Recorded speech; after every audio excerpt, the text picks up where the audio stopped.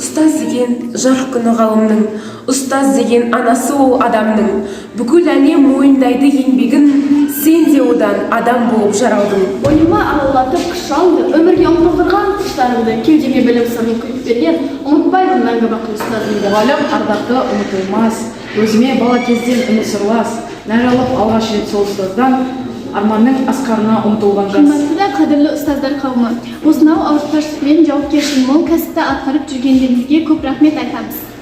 Ұстаздар қандай ғажап халықсыздар, шәкіртке шындай биік алыпсыздар, жан біткен жандарына нұр сыйлаған, күнде болып күлімдеген жарықсыздар. Ұстаздарды жылына бір болатын мерекелермен құттықтау әрбір адамның өте маңызды міндеті. Өйткені үлкен басшыларды, атақты жұлдыздарды, қарапайым жұмысшы да ұстаздың тәрбиесін. Ұстаз ұлағатты есім, шәкірттерін білім нәрімен сұндатып, тәлім тәрбие беру, жақсы қасиеттерді бойына тартып, адамгершілік рухта бағыт бағдар беруде ұстаздың еңбегі зор.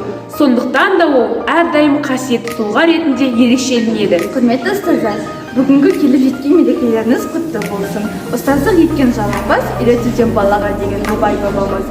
Сіздер жас ұрпақтың санасына сынала енгізген тәлім тәрбиелеріңіз, үлгі өнегелеріңіз өлшеусіз. Сіздер жастардың болашағын айқындайсыздар. Бүгін еткен дәндеріңіз ертеңгі жемісті күндердің кепілі. Ұстаз болашақ азаматтарды ғана емес, бүкіл болашақ қоғамды қалыптастырушы. Барлық ұстаздарды төл мерекесімен құттықтаймыз. Барлық ұстаздарды келіп жеткен мерекелерімен құттықтаймыз. 8-ші сынып оқушыларының аттарына.